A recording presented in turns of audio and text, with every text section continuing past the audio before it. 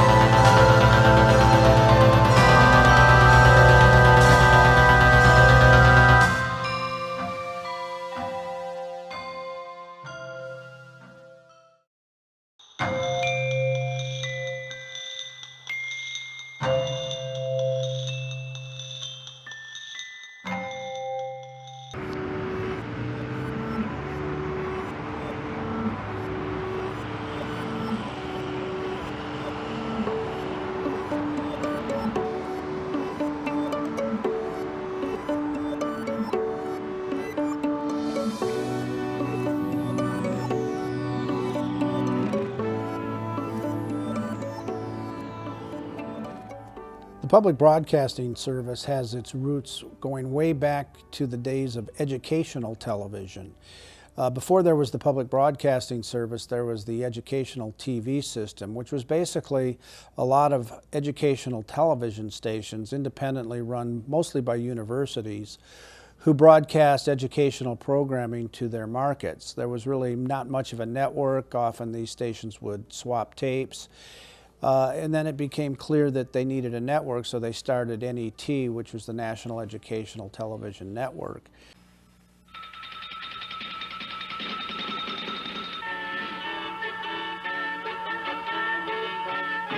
This is NET, the National Educational Television Network.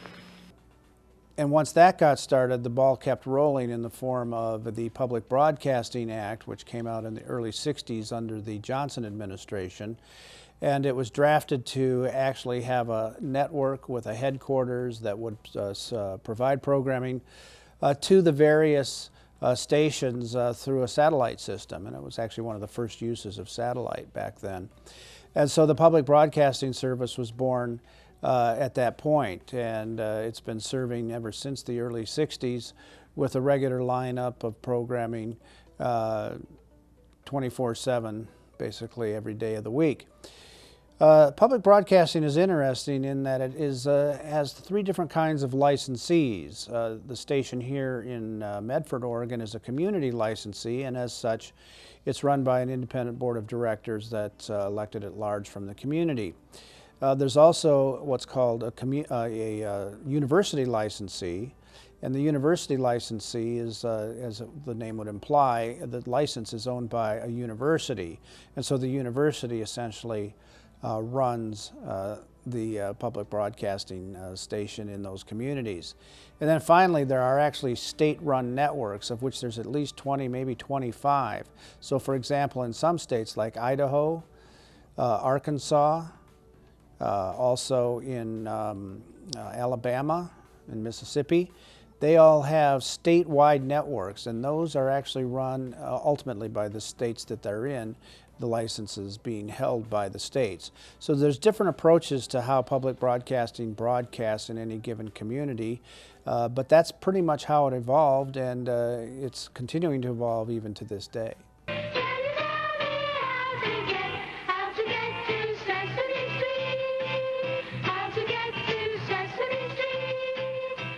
The public broadcasting system has always had as part of its mission to serve children. And indeed, almost a third of our programming, basically from 6 in the morning till 6 in the evening here on this station and on most stations across the country, is dedicated to children's programming. And of course that, for the most part, includes the shows like Sesame Street, Curious George, all the children's programming that you see in the afternoon for kids that are just getting out of school, like Cyber Chase. And it will continue to have that as its core mission. On the other hand, they also provide, in some markets, not in this one, but they provide educational programming to schools, and especially to colleges, where they actually broadcast telecourses. PBS provides a variety of programming across the board, and usually it's programs that would not normally find commercial success on commercial television.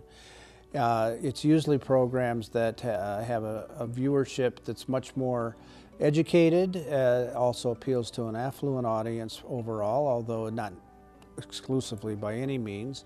But more importantly, it's subjects, let's just say, British comedies or British dramas, which normally wouldn't be seen in America and be broadcast by the commercial stations, but it's our it's the public broadcasting mission to bring other cultures into the television fold.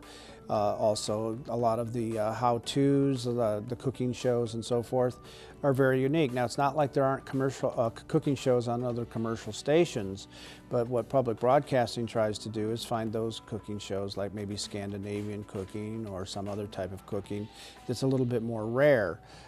In fact, one thing that has happened is that the public broadcasting system has spawned programs that were thought to be not commercially successful, but after they've been on public broadcasting a while and they gain an audience, those producers of those shows move on over to commercial television or find similar types of programs over on commercial television. Probably the classic example of that is This Old House, where public broadcasting began This Old House, and before we knew it, we had a whole network of do-it-yourself television, including a lot of shows about building homes and remodeling homes. The same is true of cooking, too. A lot of people don't know that pretty much the first cooking show of any kind of wide repute that was on television was Julia Child. Oh, gratiné. I'm just putting a lot of cheese on the top of it. And then a little bit of oil goes on. And then it's going to go into the oven. And it's going to bake so all the cheese melts. And it's going to come out wonderfully browned and beautiful smelling. We're doing making your own onion soup today on the French Chef.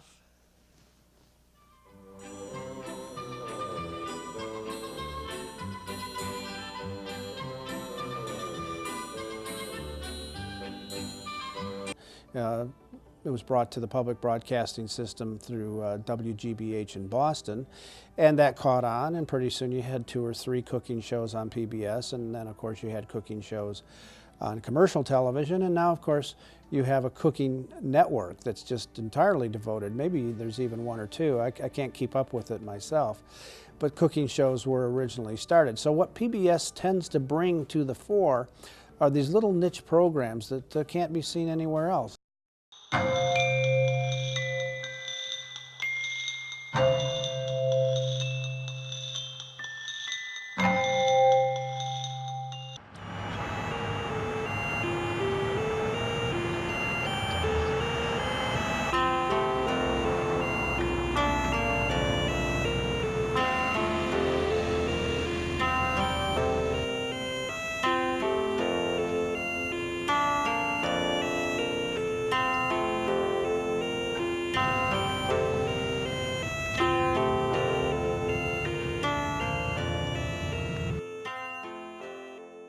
Well, even growing up in a major media market, the second biggest in the country, down in Southern California, I'm old enough to remember when there were 13 channels, just 13 channels, and PBS was one of them. Back then, it was KCET.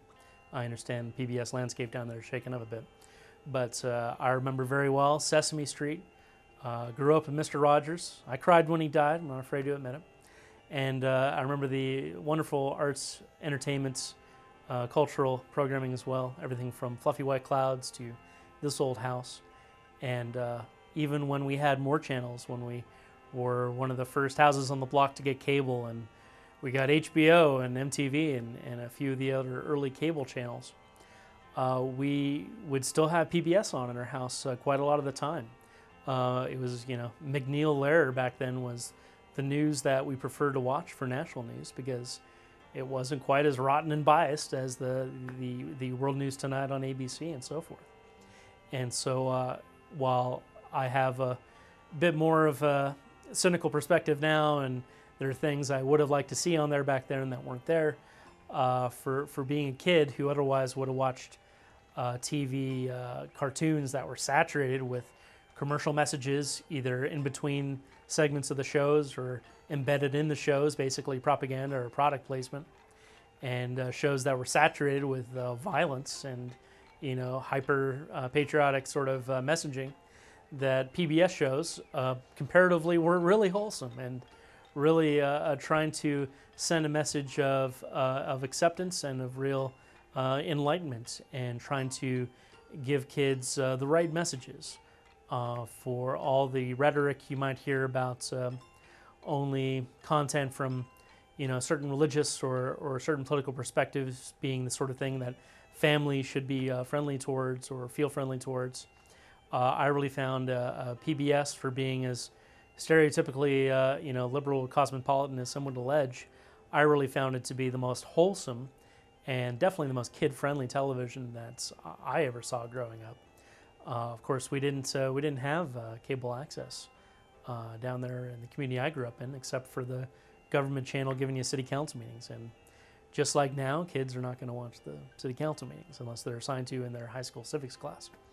So I really appreciate the role that PBS served back then, especially in providing a platform for programs that weren't quick and easy, that weren't just about pushing a certain government or corporate agenda and making a quick buck, but that really were trying to serve a higher purpose of giving people arts education, of exposing people to different cultures, to the classics.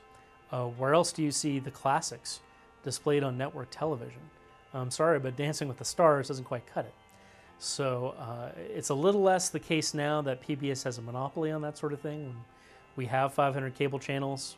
While 450 of them might still be junk, you do have a lot of those sort of arts, culture, do-it-yourself, home-building sort of channels and programming that have really found more of their own niche audiences, more of their own voices. So PBS is a little less of the automatic go-to place for that when we have those resources on cable and now even on YouTube and other internet platforms. I would still say that PBS is providing a very important public service, again, especially for those lower income folks who don't have high-speed internet because of the digital divide, because of the lack of broadband service in poor inner city and poorer rural communities. That those rabbit ears, those rural PBS stations are, for those folks, maybe the only chance they're getting to see the classics, to see arts education programming. And we don't want to take that away from them. It's still a very important service. And it's incumbent upon our state and federal governments to continue to make sure that there are non-commercial voices and choices ready and apparent and well-funded on both broadcast and cable television. Yeah, I was born just before 1960, so television was really starting to just kind of blossom back then. And commercial television, the networks had been established, and that was about it when I grew up. And there were the three networks, and there was PBS programming, and not a lot beyond that.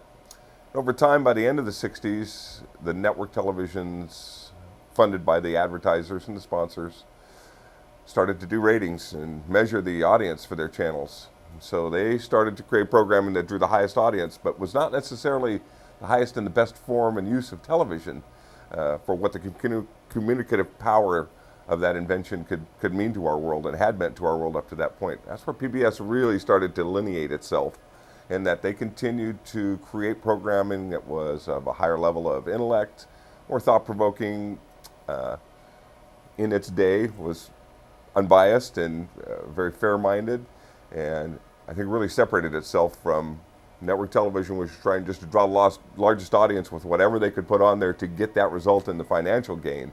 And then PBS, that was funded by its viewers who wanted television to express a little higher form of content. And they were very successful at that, and that's why they continue to exist with all the challenges of media technology that we have today.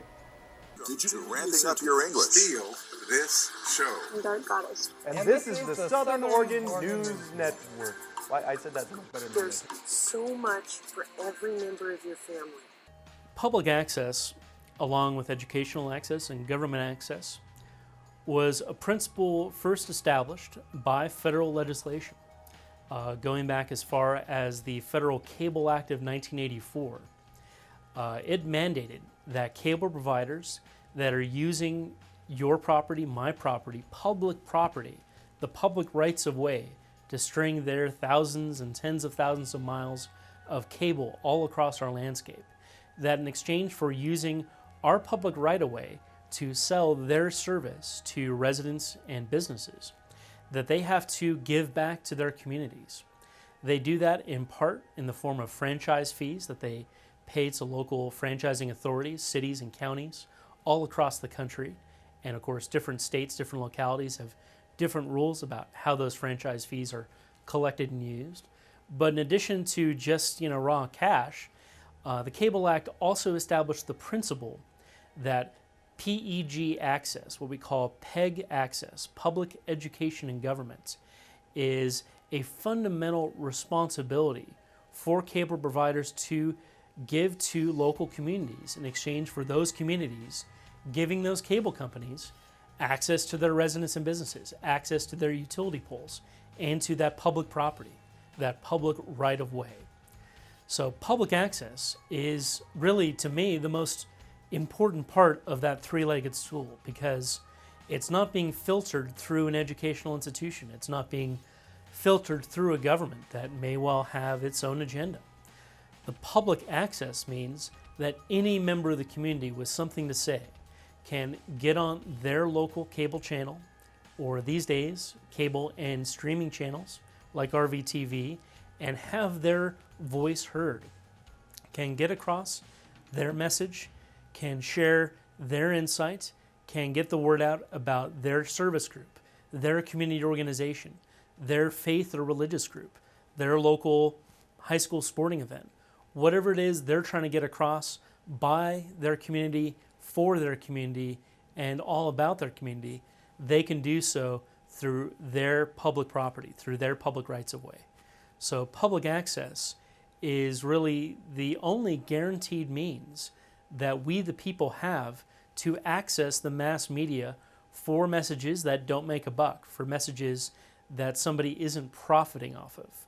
Broadcast television and commercial cable television operations are first and foremost there to profit off of their use of the public airwaves or their use of public cable rights of way. And so they don't have any specific responsibility to carry your program.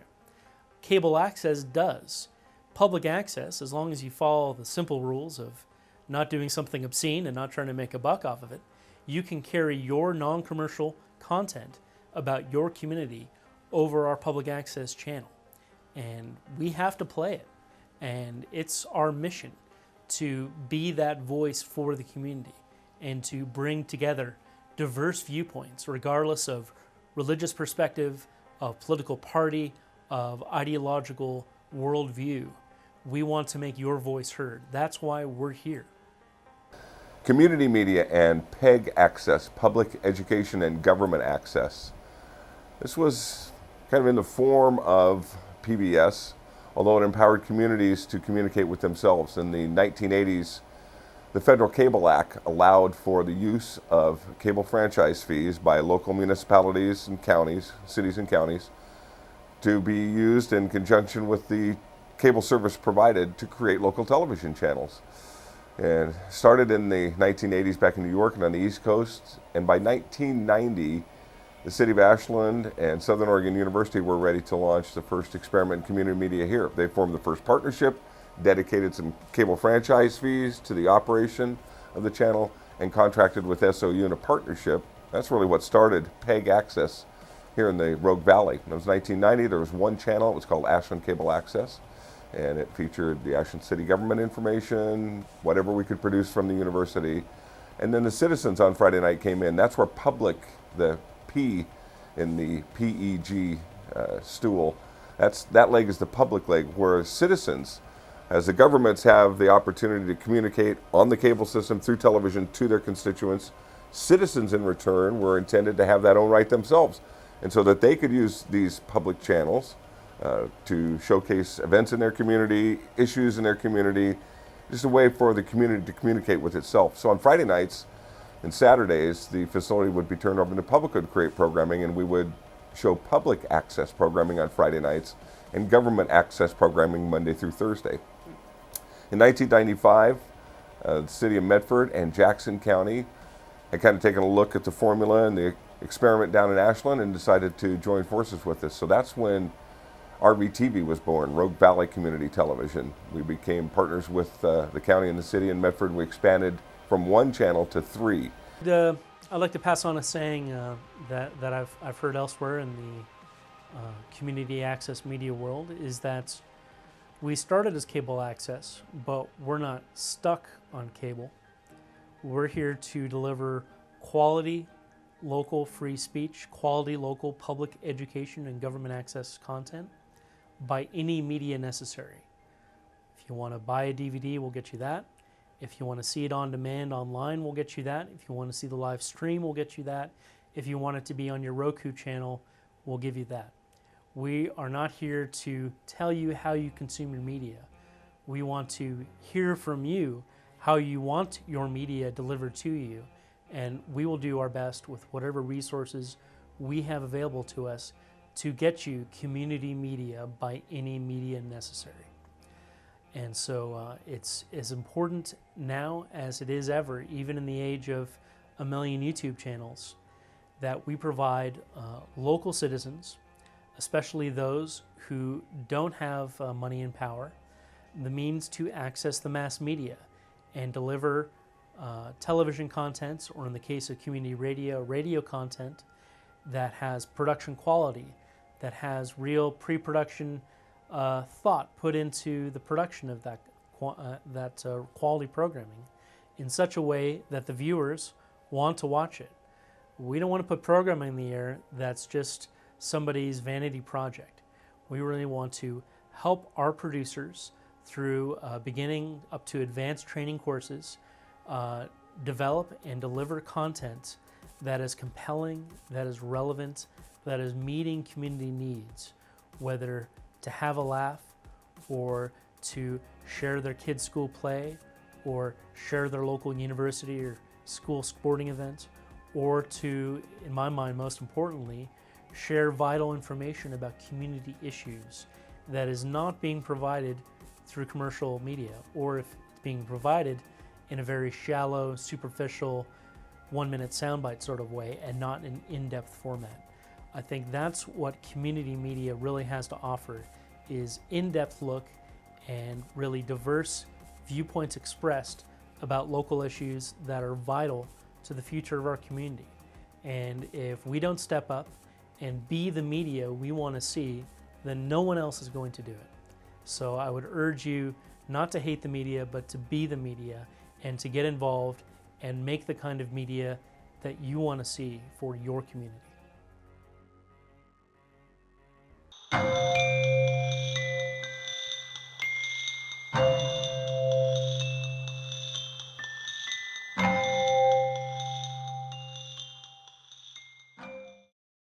Maybe, I know what we need. We need some soccer or football news for our Yes. European fans.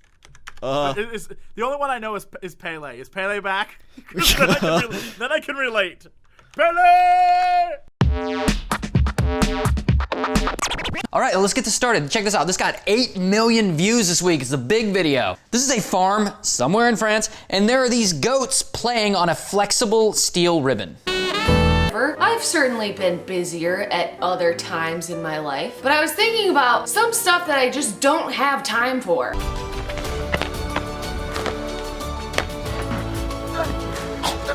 Okay, I give up, dude. I'll tap out.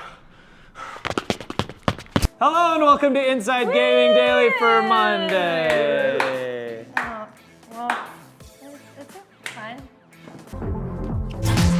Let's party!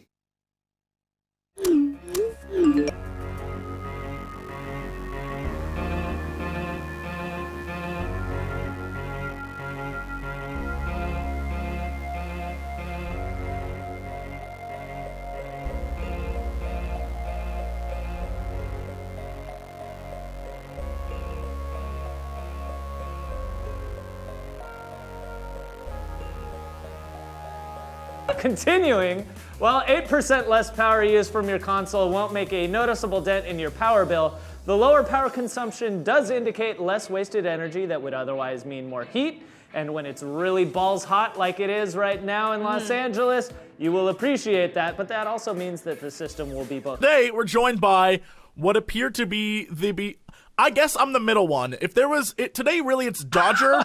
One. Today it's Dodger and then a chart of descending into homelessness. Beards. So, it's Gerard looks like the guy who is like it's his last day of work. He just got fired, right? And you know, he's a little scruffed up. It's been a rough week. I'm the 2-month later guy who still hasn't found a job and is just like, I don't even care anymore. And then there's Alex, who's just like, I just decided to become a YouTuber for a living and work out of my house. I'm not a morning person, but I want to be. You know, there was a period in my life when I was waking up at 5 a.m. every day, and I loved it. I would wake up, meditate, write, read, exercise, do my chores. That's why I picked it. But because it's a new year, I'm gonna start the year off right. After 9 years of YouTube procrastination, no more! I finally have a channel trailer. Confetti. I mean, it is 2 weeks into the year, so I guess I kind of procrastinated on this video. And actually, I still don't have a logo yet. Haven't been updating my playlist.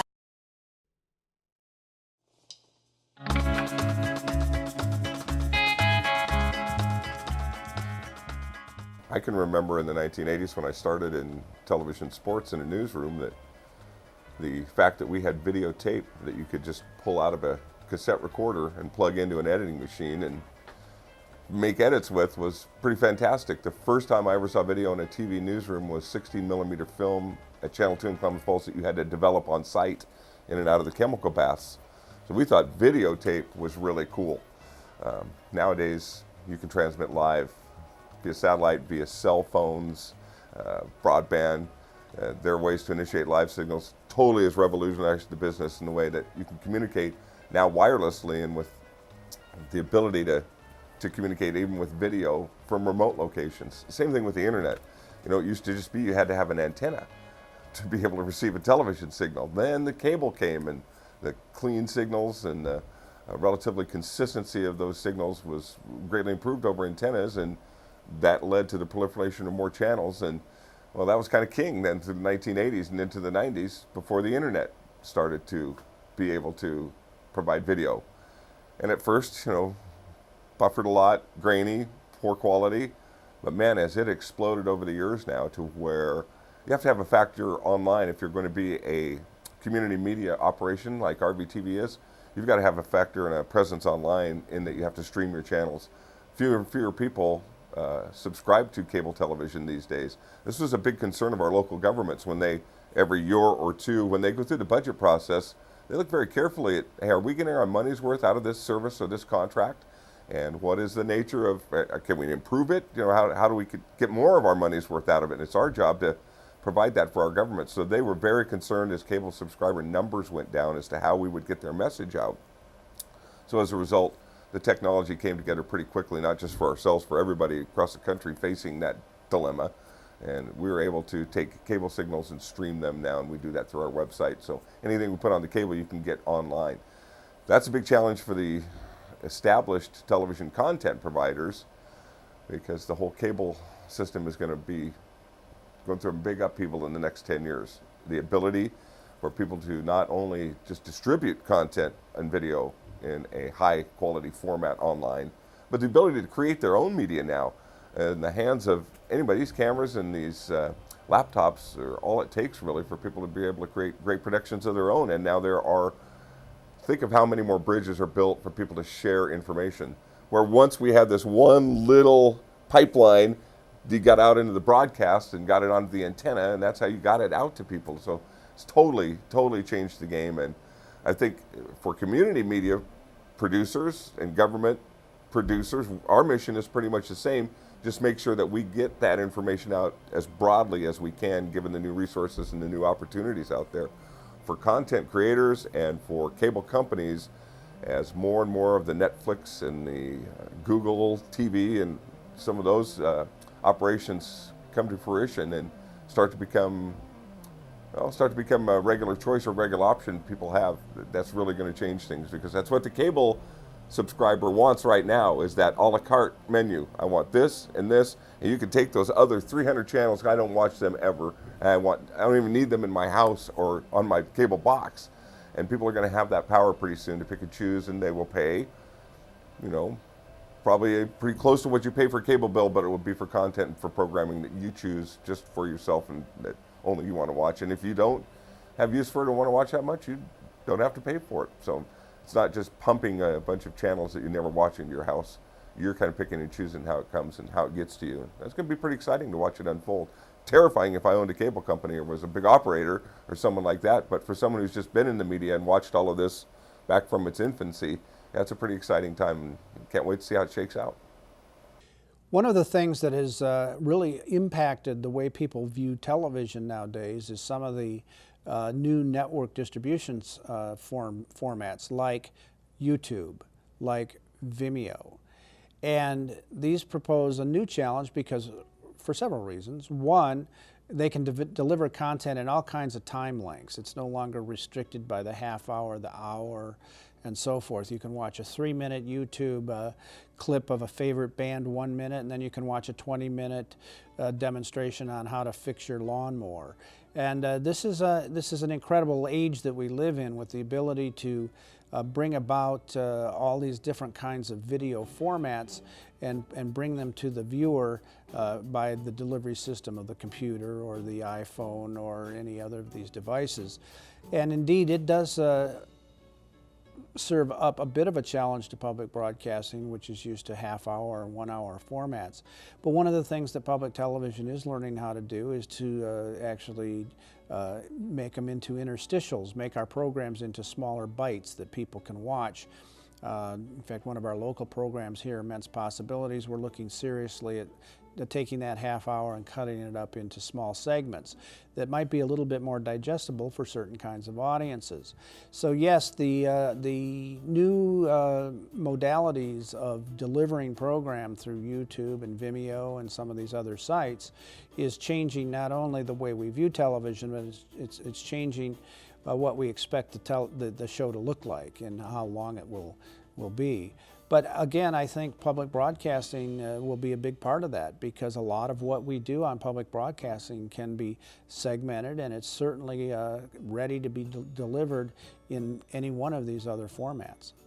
So, as the old saying goes, content is king and distribution is queen. So the distribution is changing, although it's not quite changing as dramatically as the profits of the new media would exactly suggest. And mind you, I'm one of the cord cutters. I used to have digital cable and 200-something channels. I don't have cable anymore, and I work at a cable access station. I see all our channels from home on demand, online, and more often than not, I'm not waiting for a program to flip on the channel live. I'm gonna go to the on-demand as soon as it's available. If there's something I want to see, and I'll see it at my own convenience and pause and start it be one of the short attention span people that all the old folks complain about. But with that said, the studies, the very well-researched market studies that advertisers who are paying millions of dollars to put ads on TV and on the internet commission every year, the average viewing time for broadcasting cable TV for what they call live television in the United States decreased somewhere in the neighborhood of 12 to 14 minutes a year for the last 2 years. So I think it's down to something like 4 hours and 53 minutes instead of 5 hours and 5 minutes or something like that. In other words, has live TV viewing gone down on the traditional channels? Yes. Is it as dramatic as everyone is saying? No. People are still watching live TV by and large, especially the people that advertisers and other politicians and other folks want to reach. The folks who are homeowners, who have higher income, who are older, who are more likely to vote. So as much as the kids are on the net, everyone with the money and power is still on broadcast and cable TV. So we're not ready to throw out our cable modulators and our rabbit ears just yet.